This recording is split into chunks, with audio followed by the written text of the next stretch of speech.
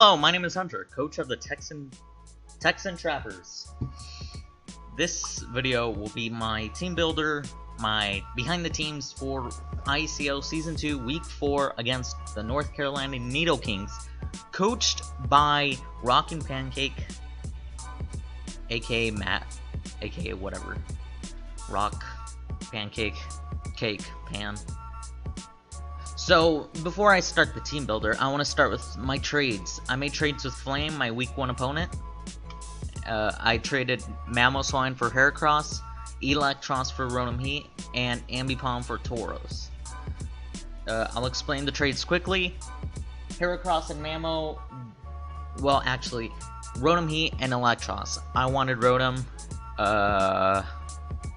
Flame wanted Electros, and Rotom is 8 points, Electros is 6 points, so we couldn't actually make the trade without making like another trade that makes it fair. So Mamoswine was 2 more points than Heracross, so we traded them both because I really wanted Rotom Heat, and I wasn't using Mamoswine much, and I didn't know how to use it well, so I hope Flame can put it to good use better than I could. And then Ambipom for Tauros. Questionable. I wanted to help Flame out a little since he's been losing. He's lost all first 3 weeks of his, which is a first for him. Oh, whoops. So I took Tauros. I want to see if I can put it to good use. He looks cool. So speaking of Tauros, I'm bringing him week 1 or week 4 against Matt.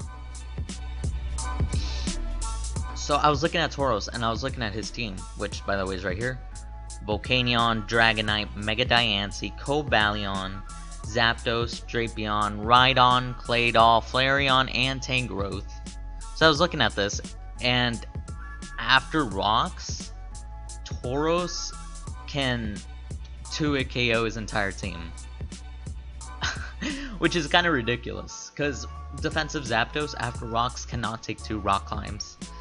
Even if I'm not adamant, even like I'm naive, but even then it can't take 2 rock climbs. I don't think Volcanion can take 2 earthquakes, although it could run Shuka, but I'll get into that in a bit. Dragonite, Ice Beam, there's no way it's taking 2. Mega Diancie, I don't know if it could even take 1 earthquake, much less 2. Cobalion, as long as it's not defensive, I should, in theory, be able to 2-hit KO with Earthquake. Drapion, Earthquake, and Rock Climb, really. Rhydon, I have Water Pulse just for that, although I seriously doubt Rhydon is coming because I have a Mega Venusaur and I have a Empoleon, but just in case, plus I just had an extra move slot available. Claydol, I have Rock Climb, which I think 2-hit KOs, especially after Rocks. Flareon, it's a Flareon, and after Rocks, I definitely 2-hit KO it. And then Tangrowth, which, depending on its spread, I could be able to 2-hit KO, but say it's like a defensive with Assault Vest, I don't think I can. I think I'd 3-hit KO it, which would be a problem, but I have a Mega Venusaur, which I don't think it can touch. It might be able to. But yeah, so there's Tauros. He's like gonna be my wall breaker, just gonna come in, try to kill something, and then switch out. So Leo, my Tornadus T, who got 5 kills last week, amazing.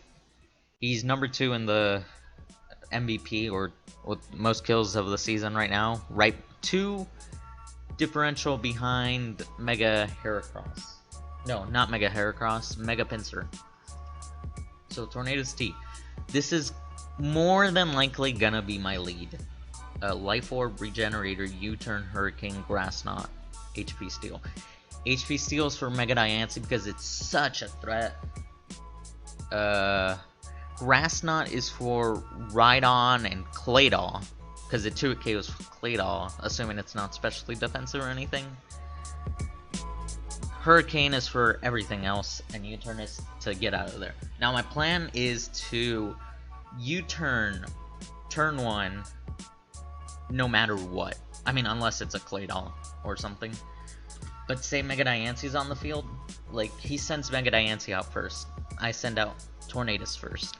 I U-turn on protect, and then the following turn he thinks he's safe, so I'll HP steal.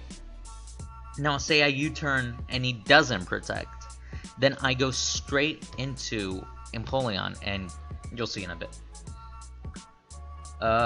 Speed just outspeeds Mega Diancie and perhaps any Scarfer, Rock Polisher, or something that he puts at enough EVs to outspeed a speed creeping Tornadus T. So I just put a couple extra there, not like I need them for special defense or anything. Special attack so I can hit as hard as possible. Life Orb for hitting as hard as possible.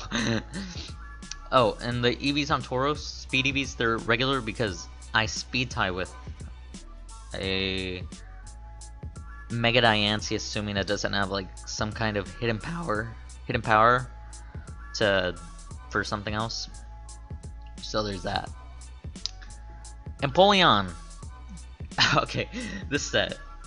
I would like to thank Flame for the whole Custab Berry Heracross week 1. Watching his video, I got the idea of Custab Berry Empoleon, and I'm like, yo, this could work. Cause Flash Cannon, Earthquake, Ice Beam, Stealth Rock. Mega Diancie cannot 2-hit KO Empoleon with any move. Or, well, 2 Earth Powers need to have like very high rolls in order to 2-hit KO me, but that's about it. So my plan is to switch this in on Mega Diancie every time. And so I'm supposed to switch this in on Mega Diancie, so why do I have Stealth Rocks? Well, Stealth Rocks is there predicting a switch, because I don't think he wants to leave Mega Diancie in, seeing how it did nothing to Empoleon, and then I could just OHKO it straight back, so I'll Stealth Rocks on his switch. Now, if he stays in, no big issue, because he would probably just Earth Power as it is. So I should be able to be in Custab range by then. If, like, a problem would be I switch into Empoleon on a Diamond Storm, he Earth Powers on my Stealth Rock. That would be an issue. Stealth Rocks don't hurt my team as much as they hurt his team, because he has a Dragonite, he has a Volcanion, he has a Zapdos, he has a Flareon. I really need rocks against him. So that's why I have this thing here.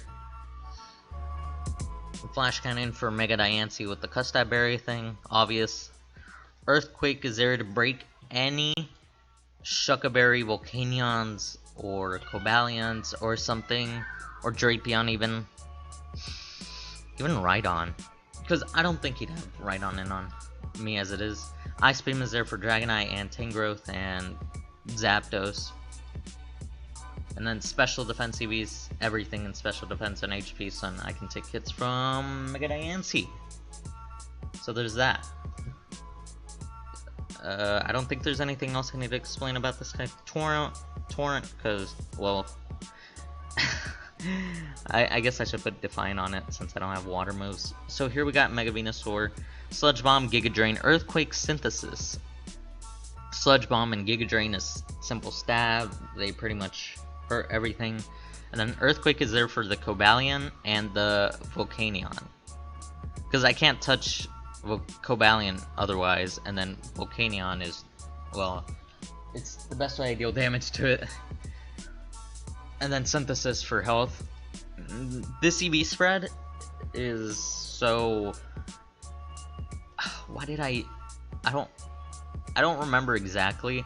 Dragonite cannot 2-hit KO me at +1 with Dragon Claw. And there was something else that can't 2-hit KO me. I don't remember what. I think it might have been Volcanion, maybe. Maybe it was Mega Diancie. Something else with this special defense investment can't 2-hit KO me either. Which explains the weird EVs here. And I'm calm. Yeah. I would put Relaxed or Sassy, but I want to outspeed that Volcanion if he's not running any speed. If he's running some speed, I would know, because I'm not any speed. So yeah. Then I have my Florges. Now, this was my 6th spot on the team, and I was just having so much trouble deciding what to put there. In the end, I decided Florges after shifting through Heracross and Rotom Heat. Specially defensive, max specially defensive. Wish, Protect, Moonblast, Aromatherapy. This is my best Volcanion switch in. The only problem is I can't touch Volcanion with Florges. So if you bring Substitute, that would be a problem for me. Aromatherapy is there in case Tauros gets burned or Leo gets paralyzed.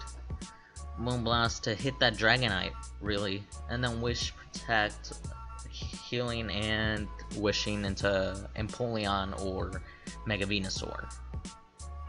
Or even Druddigon. It's not really complicated, that's about it. Just Moonblast, get out, take hits, Wish, Aromatherapy, etc. Now, Druddigon here.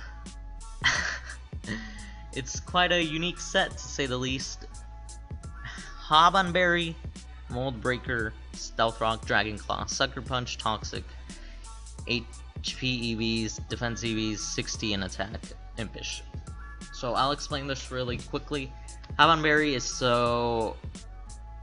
say +1 Dragonite can't kill me with Outrage, even, or Dragon Claw. So then I can take a hit, and then I Dragon Claw it, and then I'll take a hit, I'll Dragon Claw, and then the following turn after I'll Sucker Punch. And with the 60 attack EVs I put on this, I should be able to KO with those two unless I get really low rolls. Mold Breaker is on in case his thing is still intact. His multi-scale. Toxic is there for his walls, like Zapdos, Rhydon, Claydol, Tangrowth, and Volcanion in a way, I guess. And then Stealth Rock is there, so in case Empoleon here fails, Druddigon can do what Empoleon failed to do with the Stealth Rock thing.